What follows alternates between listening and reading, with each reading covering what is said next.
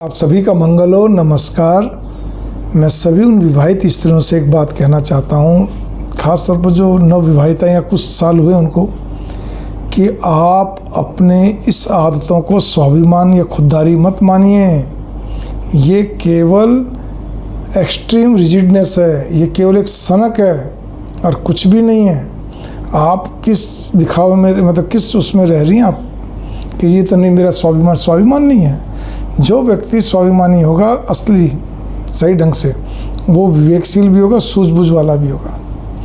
और जो क्या कहते हैं उथला उथला स्वाभिमानी है, वो बोलता स्वाभिमानी नहीं होता, वो सनक होती है और वो दिखावा फिर ज़्यादा करता है।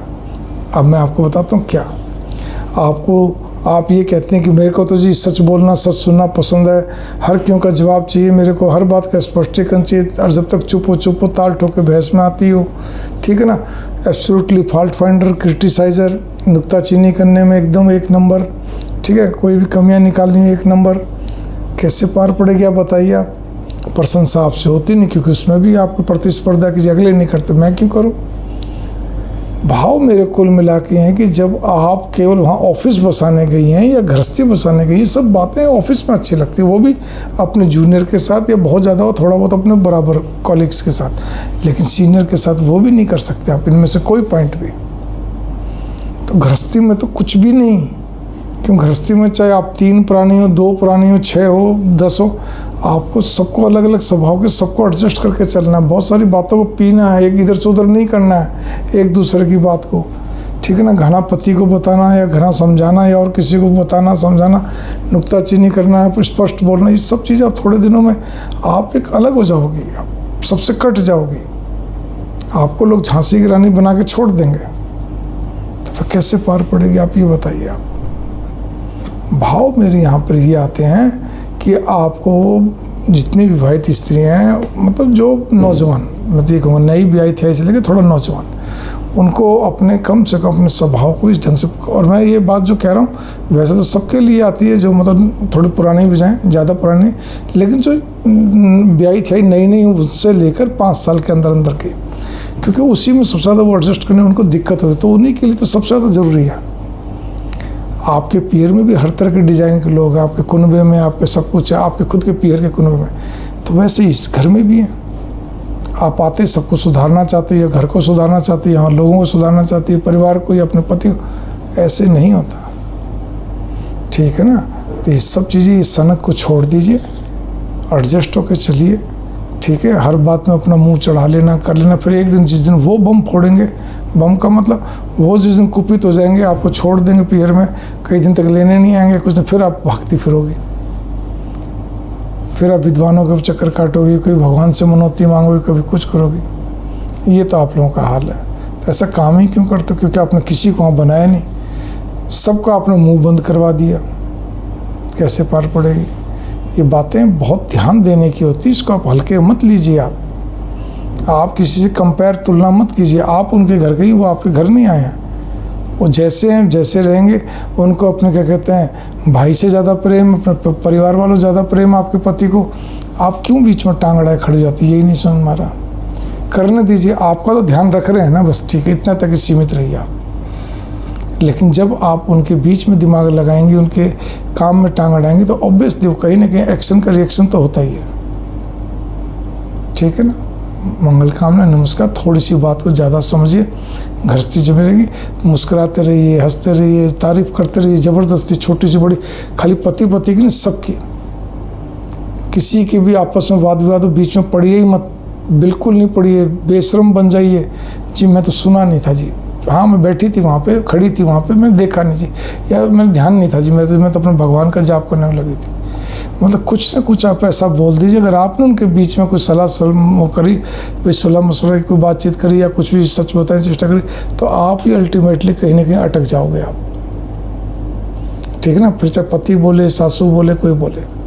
और हर घर में हर बच्चा अपनी माँ का प्यारा होता है, माँ बहन सबका, तो उनको सबसे पहले अपने कॉन्फिडेंस में लीजिए, ये बहुत ज़रूरी है।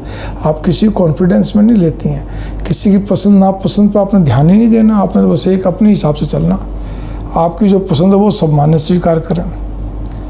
अरे भाई, हर एक की कोई पसंद होती है, ना पसंद होती है, उसके हिसाब से, चाहे वो भोजन की लाइकिंग हो, पहनने की हो, कोई चीज़, उनको जो भी कुछ शौक हो, आप पियर आती हैं वही चीज़ें सबके लिए लेके जाइए। आप वहाँ पे भी कोई चीज़ खरीदती हैं तो इस हिसाब से कोई चीज़ बनाती, सबकी पसंद का, चाहे अलग अलग बनाना पड़े, कोई दिक्कत, भाव मेरे यहाँ, लेकिन नहीं करना ना।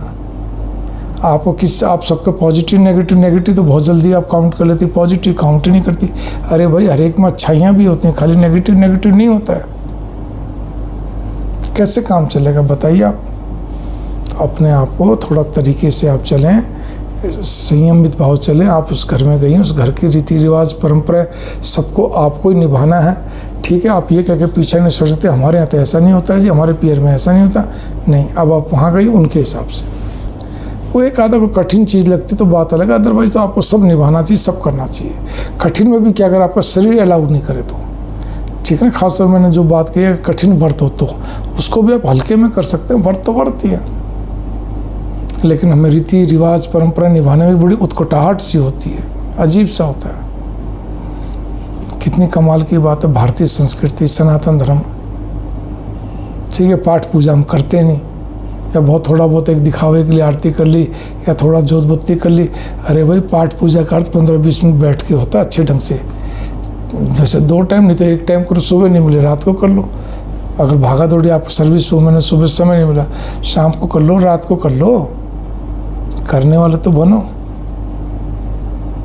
पॉजिटिव किताबें पढ़ना, पॉजिटिव चीज़ें सुनना, यूट्यूब वगैरह बहुत है, वो आपसे होता नहीं। हाँ, उल्टी बाकी सब चीज़ें आप कर लोगे, मनोरंजन के सारे आइटम आप कर लोगे, चाहे भले ही आपको दिन भर में केवल 20 मिनट में, तो 20 मिनट तो आपने, आधी घंटा 20-30 मिनट तो आपने निकालना ही निकालना। फिर बच्चे हो गए, बच्चों को पॉजिटिविटी कौन देगा? माँ ही देगी सबसे ज़्यादा। खैर, इस पर बहुत सारी वीडियो बन चुकी हैं। आज जो वीडियो थी खाली कि मैं तो जी स्पष्ट बर्दाश्त, मैं तो कहते कोई गलत बात बर्दाश्त नहीं कर सकती, गलत चीज़, गलत वो, ये सब छोड़ दीजिए, इन बातों में कुछ भी नहीं धरा। गृहस्थी फिर नहीं तो आपकी बिखरती चलेगी, कभी न कभी आपको बहुत ज़्यादा दिक्कत बन जाएगी। मंगल कामना, नमस्कार। और याद रखना, अंतिम बात कहने जा रहा हूँ, अगर आपके घर के अंदर ससुराल में सास है तो सास को हिसाब से आप चलोगे, अच्छा रहेगा, बढ़िया रहेगा। एडजस्ट मतलब, अगर पति के लिए शब्द है कि पति अपनी पत्नी और परिवार के बीच में पुल का काम करता है, ब्रिज का काम करता है, करना भी चाहिए।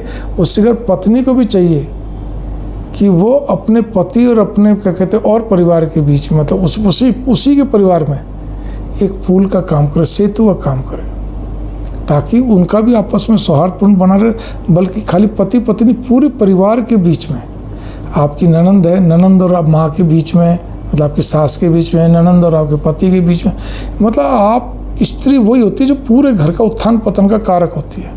मुंशी प्रेमचंद ने बड़ी अच्छी कहानी बनाई थी, बड़े घर की बेटी, जो मतलब खानदानी थी, पैसे वाली नहीं, खानदानी थी। उसी हिसाब से कि आपको पूरे परिवार में क्या कहते हैं, सबके लिए पूल का काम करना है। वो 4 मेंबर हैं, 6 हैं, 8 हैं, सबके लिए ये ध्यान करिए। मंगल कामना, नमस्कार।